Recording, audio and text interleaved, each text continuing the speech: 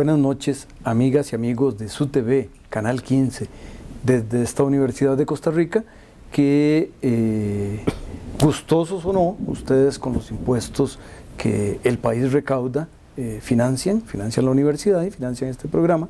Y en este espíritu vamos a iniciar hoy un ciclo, estaremos repitiendo con distintos invitados, el tema de qué pasa si no pasa, y me estoy refiriendo al Tratado de Libre Comercio. Me parece que independiente de lo que, y mucha gente ya tiene sus decisiones al respecto, me parece que el tema es importante entender eso. Y para hacerlo, en esta ocasión he invitado a doña Anabel González, quien fue viceministra de Comercio Exterior, quien fue directora de negociaciones, quien fue embajadora especial para la negociación del Tratado de Libre Comercio y quien tiene una experiencia enorme en estos temas.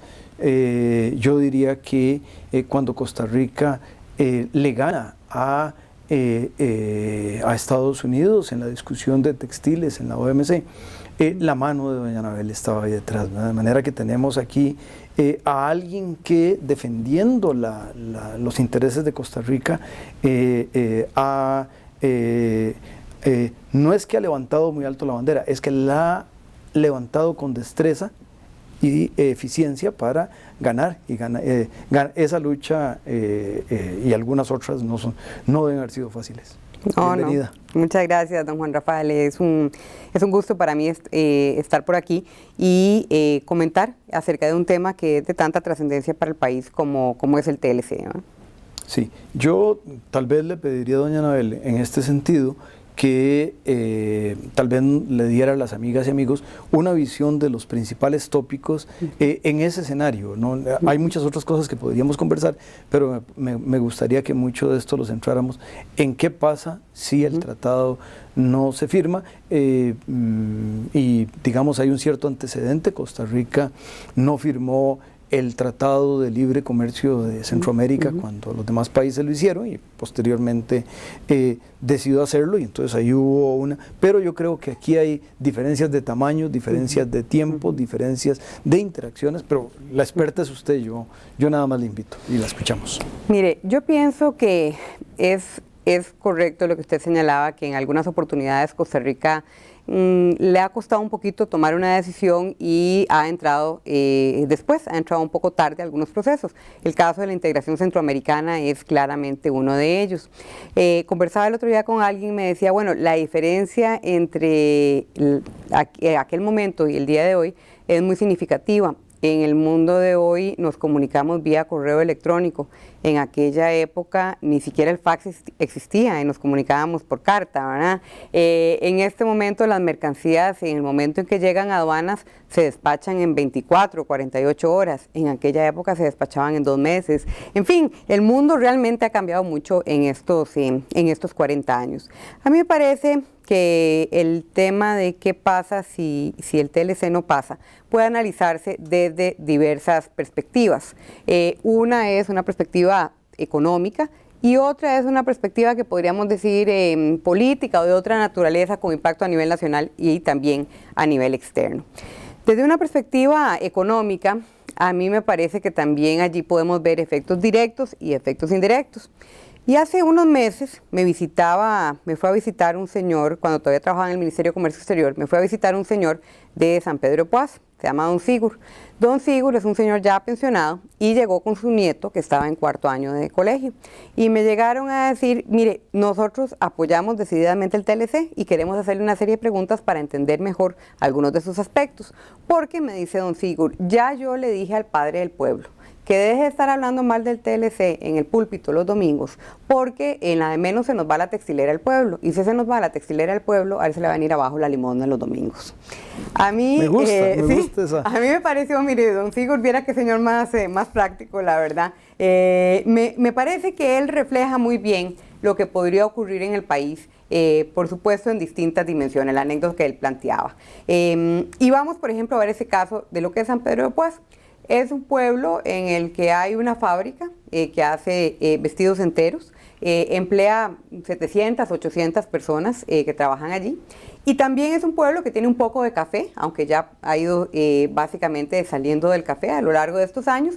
Y en la parte agrícola está muy concentrado en la producción de plantas ornamentales. Bueno, en el caso del TLC, el TLC le da una serie de ventajas al sector textil que este realmente necesita para poder sobrevivir en el entorno en el que está. Y en el caso de las plantas ornamentales, elimina una restricción sanitaria que existe en Estados Unidos que básicamente impide en estos momentos que exportemos plantas que midan más de 18 pulgadas. En el caso del TLC se elimina esa restricción y se van a poder exportar plantas de hasta 55 pulgadas. Entonces, bueno, si el TLC no pasara, por ejemplo, para el caso de San Pedro de Poás, la planta que está allí establecida, que hace vestidos enteros de hombre, es una planta que tendría que cerrar las operaciones en San Pedro de Poás, porque no podría tener a sus competidores establecidos en otros países recibiendo los beneficios arancelarios y demás que el TLC conlleva, y ellos enfrentar esa competencia en un mercado que es muy duro, como es el de los vestidos enteros en el que esta empresa se desenvuelve.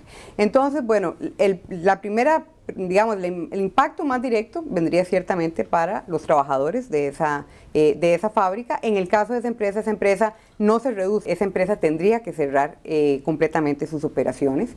Entonces ya ahí hay pues 700 u 800 personas en ese pueblo que se quedarían sin una alternativa inmediata de trabajo. Por otro lado están los señores que trabajan en las fincas de las plantas ornamentales, que en el caso de ellos me parece que no vendría un impacto directo tan inmediato. El arancel sobre las plantas ornamentales que habría que pagar a Estados Unidos sería del orden del 6,5%, podría en alguna medida haberse afectado, pero no sería tan inmediato. Pero claro, el potencial de crecimiento que tienen esas fincas realmente no se daría, porque el TLC lo que va a permitir es que realmente ellos desarrollen toda una industria de viveros que les permita que la planta crezca hasta llegar a un cierto tamaño y de allí ya exportarla con un valor mucho mayor a los Estados Unidos. Ahora, la pregunta un poco es, bueno, ¿se verán afectadas esas 800 personas? ¿Qué significa eso en la comunidad de San Pedro de Poás? Bueno, es un número importante, pero además, un poco como decía don Sigur, resulta que eso va a afectar a la pulpería del pueblo, a la señora La Soda, a los que hacen el transporte, a la que vende los uniformes escolares, y al padre de la iglesia, donde ciertamente la limosna se le viene abajo, ¿verdad? Un poco eso aplicado a escala nacional es, yo creo, lo que estaríamos enfrentando. Y claro, el primer impacto me parece estar relacionado con empleos de las personas que trabajan en sectores para los cuales el TLC es muy importante, que son el sector textil, pero también una serie de sectores agrícolas. Claramente, pienso por ejemplo el caso del melón. El arancel del melón en Estados Unidos es de 29,8%. Realmente sería muy difícil, es decir, es prácticamente imposible que Costa Rica pueda exportar melón. Lo mismo ocurre con el jugo de naranja. Por ejemplo, hay toda una operación en la zona norte donde hay naranjales sembrados aquí y naranjales sembrados del lado de Nicaragua, y se procesa aquí para exportar el concentrado de jugo de naranja. El arancel sobre el concentrado de jugo de naranja es de 41%, lo cual obviamente saca también a estas personas del mercado. Lo mismo pasa con la papaya, pasa con el mango. Son todos productos que tienen aranceles, yo diría, superiores al 10%, que pondrían a Costa Rica en una situación muy complicada para poder vender al mercado estadounidense. Ahora, realmente, si uno se pone a analizarlo, Procomer el año pasado, en el 2013 hizo un análisis que actualizó hasta hace poco, analizando empresa exportadora por empresa exportadora, cuáles serían los empleos que estarían en riesgo inmediato en caso de que no se firmara el TLC y bueno, se acaban las preferencias. Y ellos, analizando el empleo en estos sectores que le decía, sobre todo agrícolas y textil, identificaban 74,000 empleos en riesgo directo. Eso, bueno, en un país que usted sabrá mejor que yo, requiere crear no sé cuántos, 50,000, 60,000 empleos por año aproximadamente, ¿verdad? En el transcurso de un año o menos, perder 74,000 puestos de trabajo me parece que no sería una cosa desdeñable y cuyo impacto empezaría a materializarse en otras áreas. Pero me parece que estamos allí un poco con el tema del impacto del empleo, impacto directo e indirecto de lo que ya tenemos hoy, de la pérdida de lo que tenemos hoy. Pero hay otra parte que ciertamente es mucho más difícil de cuantificar y es todo lo que se relaciona con la inversión, ¿verdad? A mí me parece que el principal problema de no aprobar el TLC es la señal que se manda al mundo de que Costa Rica, que es un país que tiene pues casi 20 años de venir en una cierta dirección, integrándose al mundo y adoptando una serie de acciones para integrarse al mundo. Yo le llamo a esos 20 años, doña Anabel, la revolución lisaniana. Don Eduardo no me ha autorizado para nombrarlo revolucionario, pero me parece que en mucho, y me parece que fue mucho tipo director de orquesta. El director de orquesta no está tocando ningún instrumento, pero sí lleva el tempo. Yo creo que don Eduardo... Indudablemente, indudablemente yo creo que don Eduardo es... a mí me parece que la historia económica de este país se va a dividir en antes y después de don Eduardo. Yo realmente creo que su impacto ha sido muy, muy significativo. Y bueno, tenemos 20 años de ir en una misma dirección y ahora cuando se presenta la oportunidad de consolidar una serie de reglas para regir nuestra relación principal con el país más grande del mundo, al que le metemos la mitad de nuestras exportaciones, si tomáramos la decisión de que no, realmente creo que estamos mandando una señal muy confusa al mundo, lo cual creo que incidiría en el campo de la inversión de manera muy significativa. Yo le diría que ya está incidiendo. Yo conozco dos casos. Uno es el caso de una empresa que está interesada en establecer una fábrica de tela en Centroamérica. Estuvo visitando varios países de la región para ver ventajas, desventajas de cada uno de ellos, y en el caso de Costa Rica básicamente llegó, vio el ambiente en torno al TLC y descartó al país. Lo descartó porque dijo, no tengo claro cuál es la posición que el país tiene. Su inversión eran $100 millones. O sea, $100 millones no es una suma desdeñable para un país del tamaño del nuestro, con inversiones al año de entre 500 y 600 millones de dólares, ¿verdad? Conozco de una fábrica atunera también que estaba evaluando El Salvador y Costa Rica y decidió establecerse en El Salvador, precisamente porque para el atún el TLC también es muy importante porque elimina un arancel que es bastante alto en el mercado de los Estados Unidos y decidió que pues mientras el país tomaba una decisión, mejor se iba para El Salvador, que ya tiene un panorama más claro. Entonces todo ese impacto en el tema de la inversión a mí me parece que es uno que nos haría mucho daño realmente en nuestras perspectivas de poder atraer nueva inversión. Y me parece que si perdemos empleo, cerramos empresas y no atraemos inversión, bueno, yo no tengo claro de dónde el país va a crecer y a generar las oportunidades de empleo que la gente necesita, ¿verdad? Eso un poco pues desde la perspectiva económica. Ahora, desde la perspectiva política, a mí me parece que tal vez, doña Anabel, un poquito sí. El tema de la perspectiva política, tal vez podríamos pedirle primero al canal que nos dé un mensaje que tiene para las amigas y amigos y luego podríamos entrar un poquito en el tema de la perspectiva política.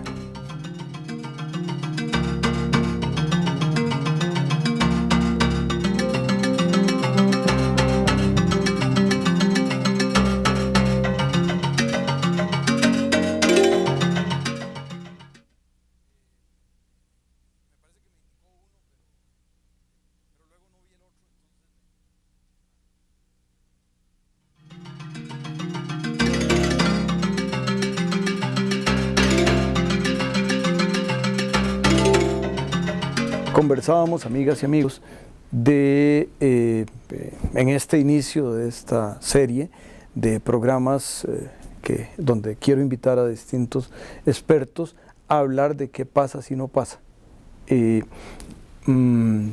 para proveer de elementos de información a la gente y que puedan tomar decisiones más juiciosas, que me parece que es una de las tareas de la universidad y del canal.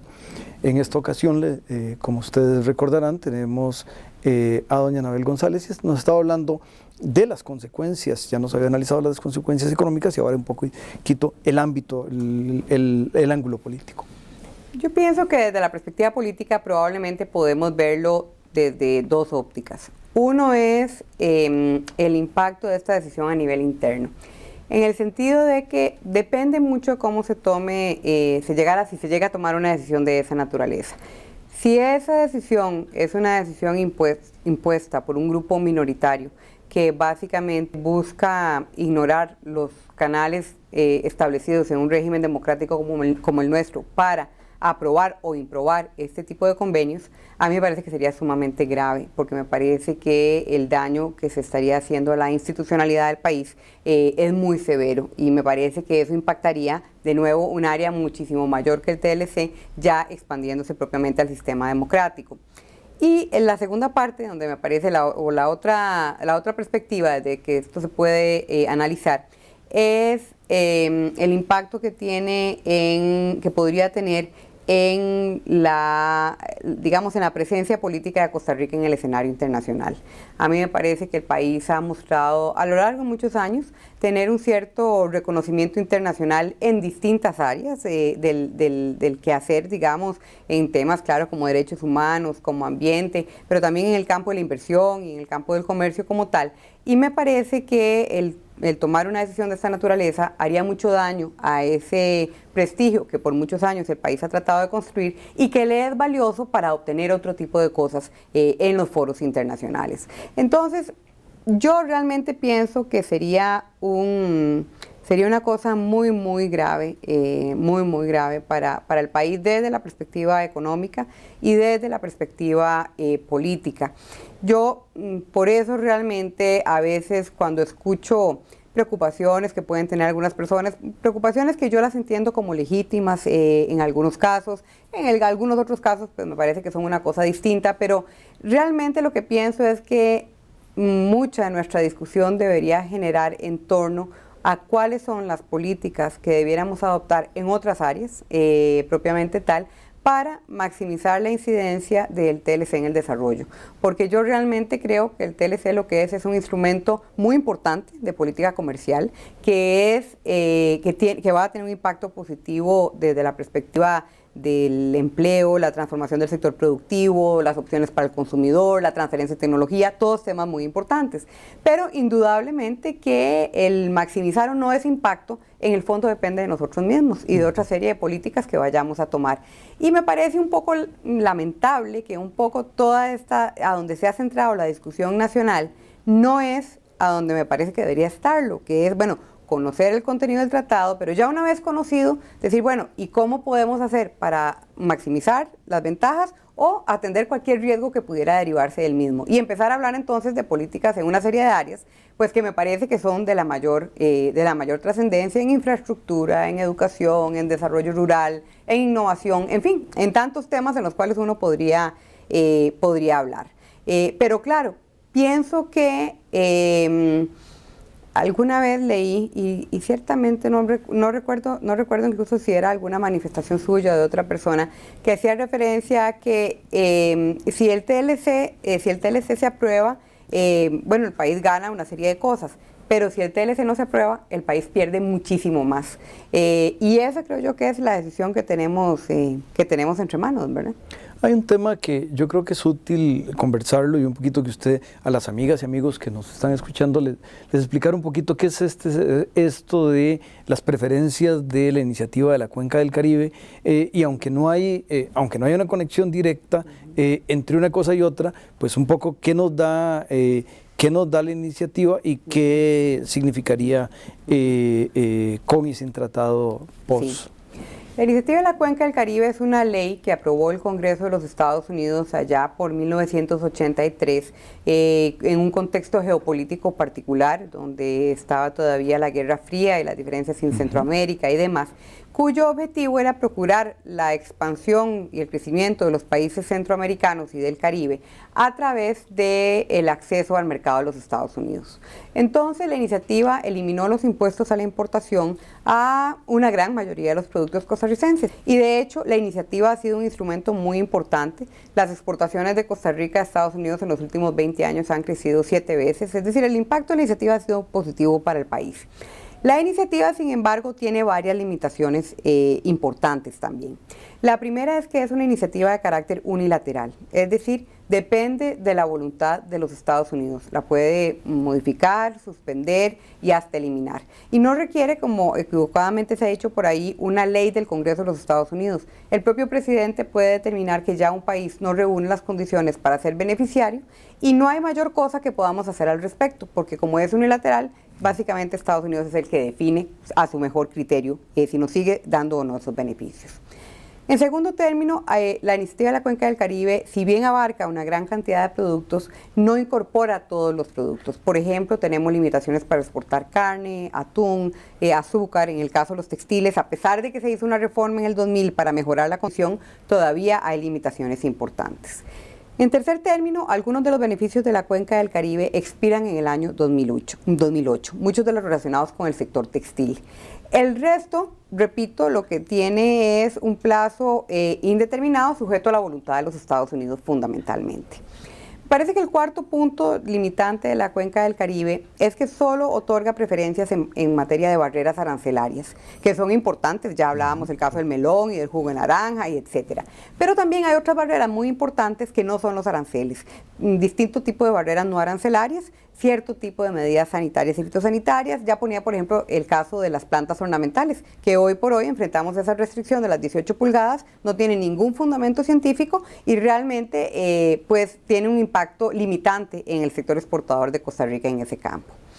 En quinto término, me parece que la Cuenca del Caribe, al ser unilateral también, al ser en una sola vía, no promueve que nosotros realmente eliminemos los aranceles a los productos estadounidenses. Y desde esa perspectiva, pues estamos privando al consumidor de la posibilidad de poder contar con una oferta más amplia de productos pues a un mejor precio.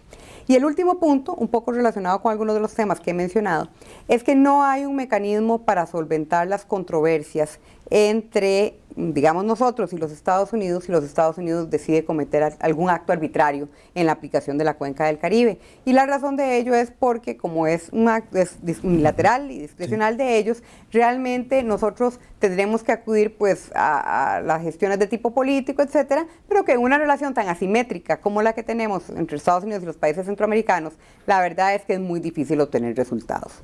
El tratado, por su parte, es un instrumento que genera derechos y obligaciones recíprocas.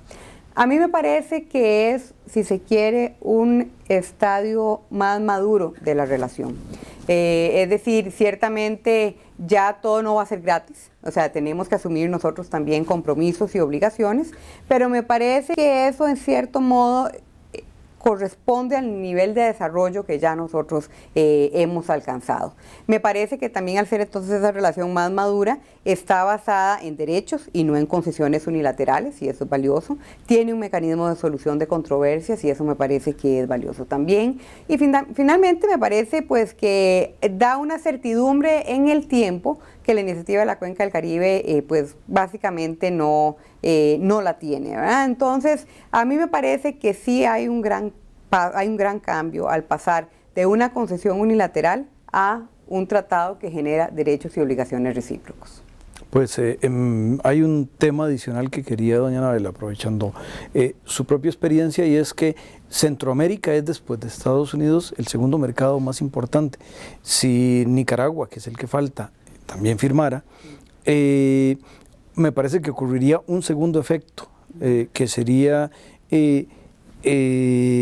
los productos de Costa Rica, las galletas Pozuelo, por decir algo, tendrían que competir en Honduras con las Kevler y con las, ya no solo con las galletas guatemaltecas o hondureñas, sino también con las que entrarían libres de impuestos. ¿Cómo ve ese? Es correcto. El tratado es, a mí me parece que el tratado tiene una dimensión que ha sido poco resaltada y que es muy importante, y es que el tratado se va a aplicar también no solo entre Estados Unidos y Honduras o entre Estados Unidos y El Salvador, sino también entre El Salvador y Costa Rica, entre Nicaragua y Honduras. Eso me parece que va a tener un impacto muy significativo en la inversión, en el comercio intracentroamericanos, mucho más allá de los que hemos tenido inclusive con los instrumentos de la integración centroamericana que tenemos hasta la fecha. Ahora, si Costa Rica no forma parte de eso, y los otros 4 países sí. Entonces, básicamente, pues ellos van a tener la parte ventajosa, que es formar parte de todo este esquema más amplio, con mercados abiertos, consolidados y demás, pero no vamos a librarnos, digamos, de la desventaja que podría ocurrir en términos de enfrentar mayores niveles de competencia en cada uno de esos mercados. Entonces, no solo se nos cerraría el mercado de los Estados Unidos, sino que enfrentaríamos una competencia muy fuerte en nuestro segundo mercado, en un mercado tan importante para nosotros como es el mercado centroamericano. Entonces, realmente, si uno lo ve, hay muchos aspectos que se pueden analizar, pero yo le diría que probablemente lo más, el impacto mayor vendría del cambio completo que creo que estaríamos haciendo. Creo que estaríamos dando un giro de 180 grados. Y yo, la gran pregunta que me hago también cuando escucho a la gente que dice que no hay que aprobar el TLC y demás, es que me pregunto, bueno, ¿y cuál es la opción que proponen? ¿Cómo vamos a generar los 50,000, 60,000 empleos que hay que generar año con año? ¿Cómo van a surgir nuevas opciones para esas 74,000 personas que pierden su empleo inmediato? ¿Cómo se va a estimular la producción? En fin, realmente una serie de preguntas que yo no tengo muy claro cuál es la respuesta, porque algunas veces alguna gente me ha dicho... Y ahí, doña Anabel, vamos a tener que dejarle esas preguntas a las amigas y amigos para que las contesten ellos mismos. Agradecerle a usted el haber estado con nosotros, el haber sido tan clara, tan precisa, y recordar que este es el primero de una serie de programas que estaremos haciendo sobre temas afines. Recordarles que el programa se repite el próximo domingo a las 6 de la tarde y que tendremos un nuevo programa el próximo miércoles a las 9:05. Y quédese usted con este canal donde trabajamos con tanto entusiasmo para ustedes y ustedes lo pagan. Buenas noches y gracias.